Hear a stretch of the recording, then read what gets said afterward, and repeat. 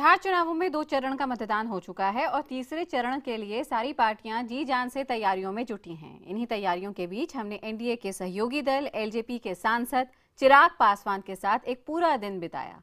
इस दौरान पॉलिटिक्स के इस स्मार्ट बॉय की हमने पूरी दिनचर्या देखी। चिराग ने हमें अपने घर बॉलीवुड राजनीति से जुड़ी तमाम बातें बताईं। बिहार के दंगल पर चिराग पासवान ने दावा किया है कि बिहार चुनाव में एनडीए बहुमत से जीत हासिल करेगी और उनकी पार्टी एलजेपी को भी 30 से ज्यादा सीटें मिलेंगी।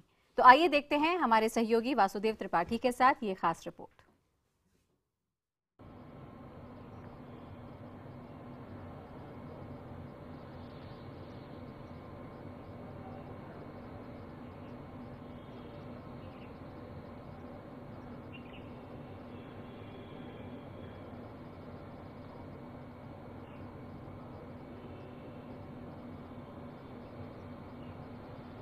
नमस्कार। इस वक्त दुनिया में योग का दौर चल रहा है और बिहार में राजयोग का, और हम यहाँ पर कर रहे हैं चिराग योग। जी हाँ, हमारे साथ हैं लोक जनशक्ति पार्टी के नेता और पॉलिटिक्स के स्मार्ट बॉय चिराग पासवान जी। चिराग जी, जिस पर्सनालिटी और जिस फेजिक के साथ में आप एक पॉलिटिशियन के तौर पे नजर आते हैं, बहुत कम नेता नजर आते हैं।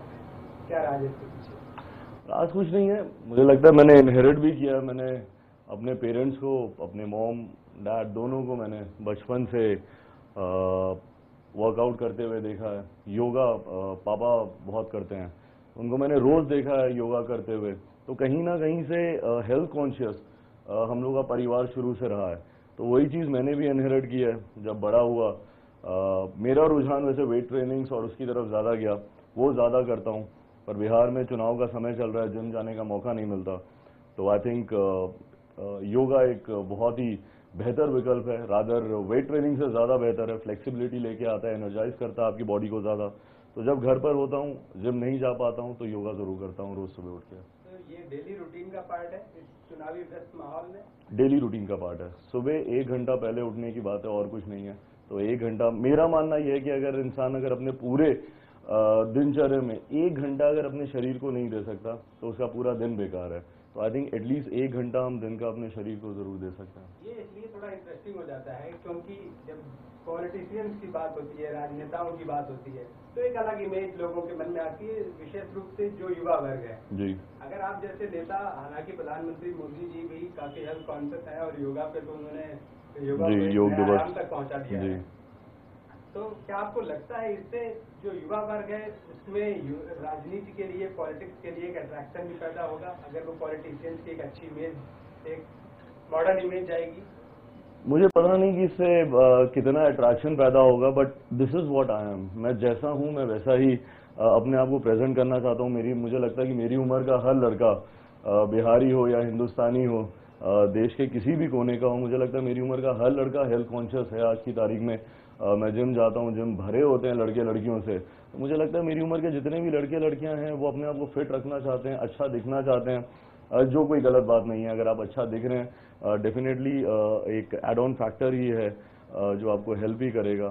सो मैं जैसा हूँ मैं वही प्रेजेंट करने की कोशिश करता हूँ। बहुत दिल्ली को आखिर छोड़ के पॉलिटिक्स में चिराग पासवान क्यों आए? गंभीर सवाल है ये, बॉलीवुड को छोड़ के पॉलिटिक्स में क्यों आया? 2-3 इसके महत्वपूर्ण कारण हैं। आना था, ये मैंने शुरू से सोच रखा था, पर इतनी जल्दी मेरा पॉलिटिक्स में आना होगा ये नहीं सोचा था। बीच में कुछ समय तक पापा की तबीयत खराब थी, उनके एब्सेंस को मैं कवर अप कर रहा था। बट जब यहाँ आया, राजनीति के क्षेत्र में कैंपेन करने लगा, तो मुझे एहसास हुआ कि मैं सही मायनों में बना यहीं के लिए हूँ।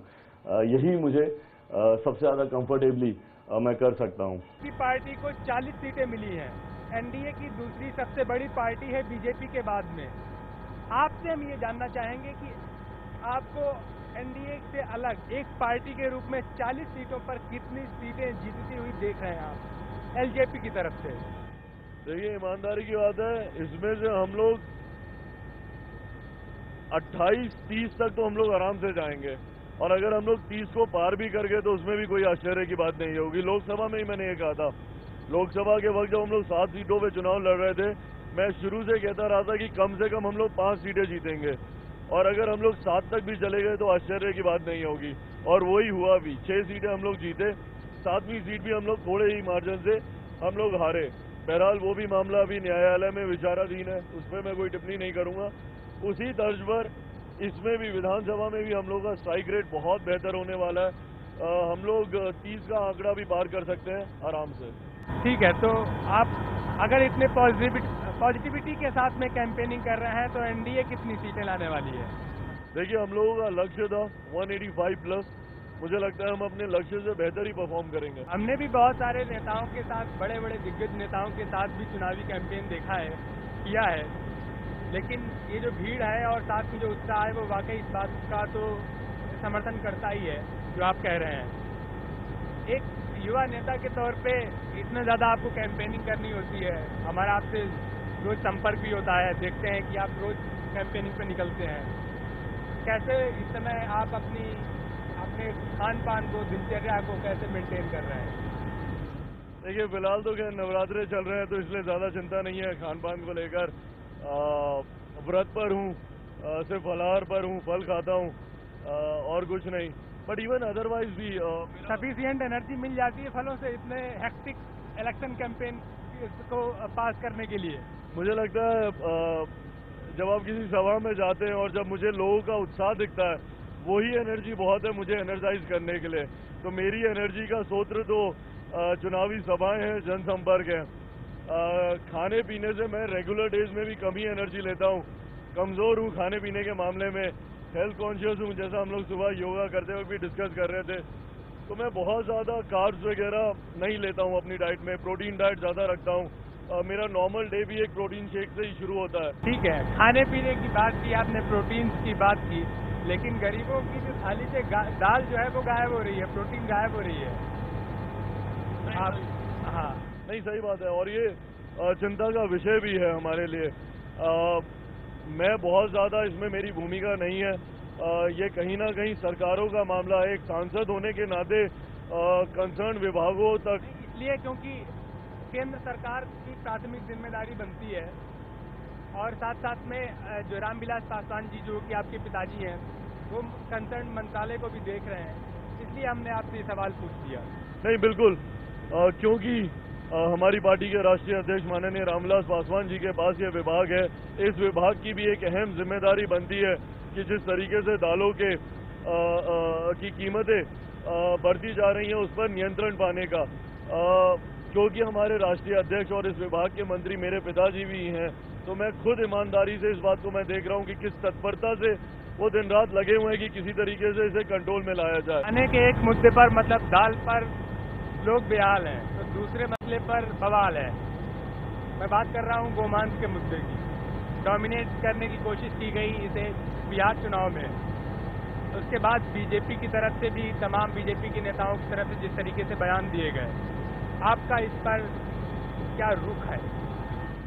देखिए, बिहार चुनाव में इसको क्यों मुद्दा बनाया जा रहा है मेरी समझ के परे है। आज की तारीख में जब हमारे प्रदेश से जुड़ी हुई और बहुत बड़ी बड़ी समस्याएं हैं, तो उसमें आप इसको मुद्दा बना रहे हैं कि भैया कौन क्या खा रहा है, नहीं खा रहा है।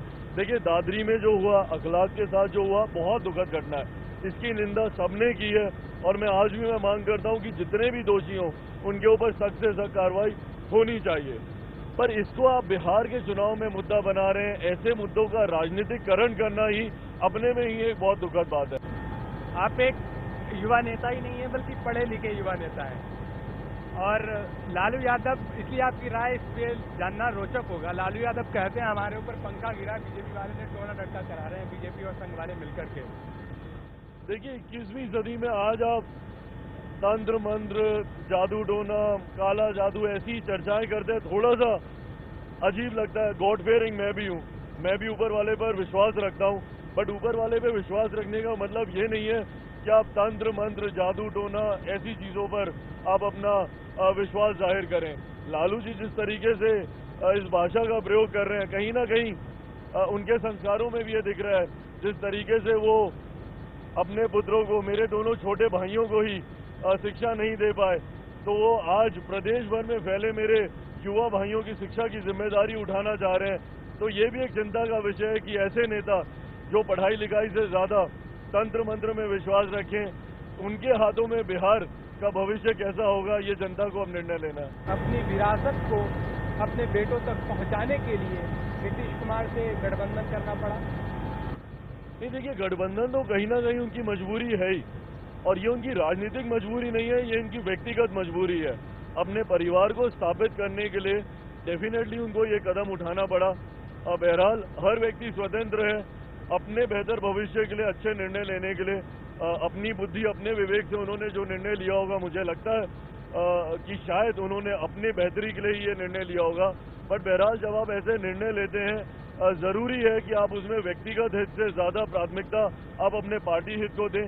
उनकी अपनी पार्टी है, उनके पार्टी में अपने वरिष्ठ नेता हैं जो लगातार निरंतर न जाने कितने सालों से पार्टी के लिए समर्पित रहे हैं। तो उन पार्टी नेताओं के हित को भी उनको सम्मान देना चाहिए, और सर से ऊपर होता है हमारा प्रदेश का हित, हमारा राष्ट्र का हित।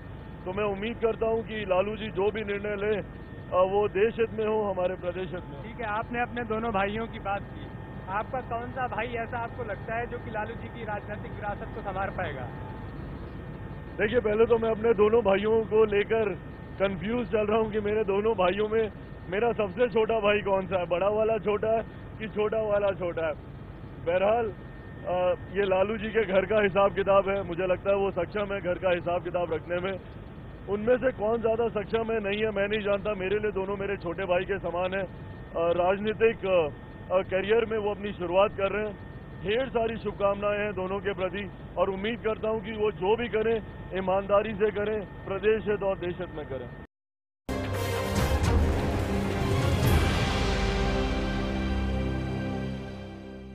सुबह के योग से लेकर के दिन भर की ताबड़तोड़ रैलियों के बाद चिराग पासवान की अंतिम रैली पटना में हुई है, और अब वक्त हो रहा है करीब 7। अब चिराग पासवान जी रिफ्रेश होने के लिए यहाँ खुद ड्राइविंग सीट पर आकर के बैठ गए हैं।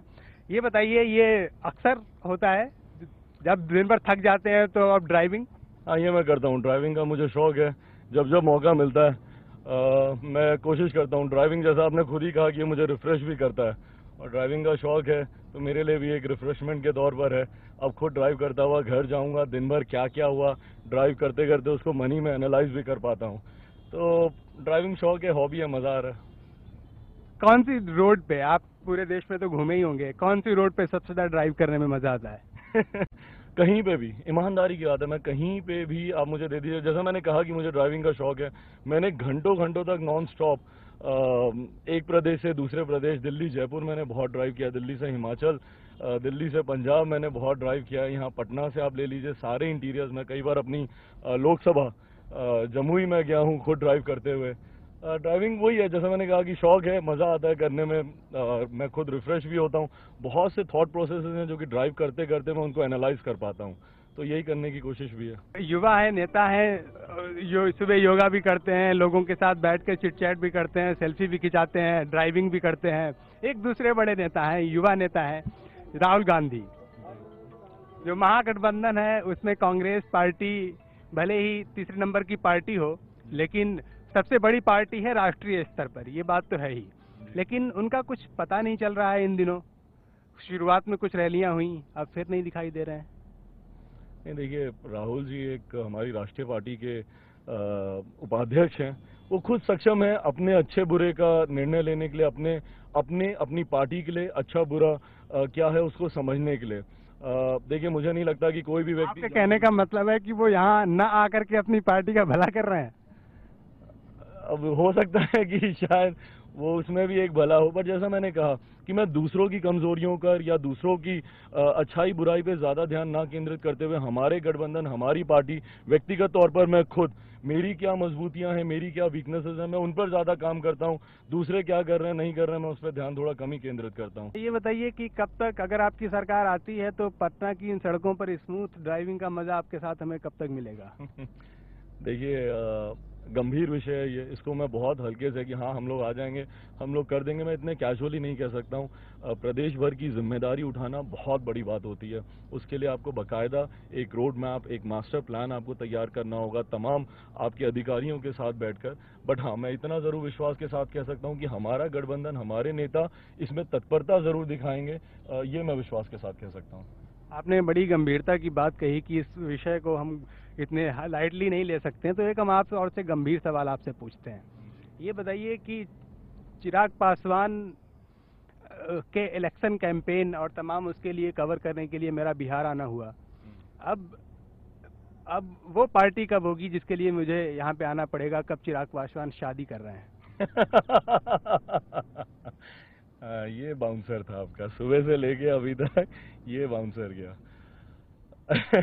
बहुत कम ऐसे सवाल होते हैं वासुदेव जी, ईमानदारी से बोल रहा हूँ, जिसके जवाब मेरे पास नहीं होते। मैं स्पष्टवादी हूँ, हर चीज़ का बहुत ही क्लियरली जवाब दे देता हूँ, बट ये एक ऐसा प्रश्न है जिसका जवाब मेरे पास भी नहीं है। मुझे लगता है इसका जवाब मेरे पिताजी बेहतर देंगे, क्योंकि ये जिम्मेदारी मैंने पूर्णतः उन्हीं पे छोड़ रखी है, मॉम डैड पे छोड़ रखा है कि वो जो निर्णय मेरे भविष्य के लिए लेंगे मुझे वो स्वीकार्य होगा। पॉलिटिक्स में आप अपने आप निर्णय लेते हैं। हमारी जो है, हम आपके पिताजी रामविलास पासवान जी के साथ भी बैठे, उन्होंने मुझे बताया था कि ये बीजेपी के साथ, एनडीए के साथ जाने का फैसला चिराग पासवान का था और हमने उसे माना और हमें उसका फायदा मिला। तो ये फैसला लेकिन आप उन पे छोड़ देंगे? बिल्कुल, जहाँ पे मुझे लगता है कि मेरी उतनी काबिलियत है, मेरी उतनी सोच समझ है कि मैं सही निर्णय ले पाऊँ, वहाँ पे तो मैं ले लेता हूँ। बट शादी ब्याह बहुत ही हद से ज़्यादा ही गंभीर मामला है, उसमें मैं रिस्क नहीं लूँगा, वो बड़े बुजुर्गों पे ही छोड़ रखा है।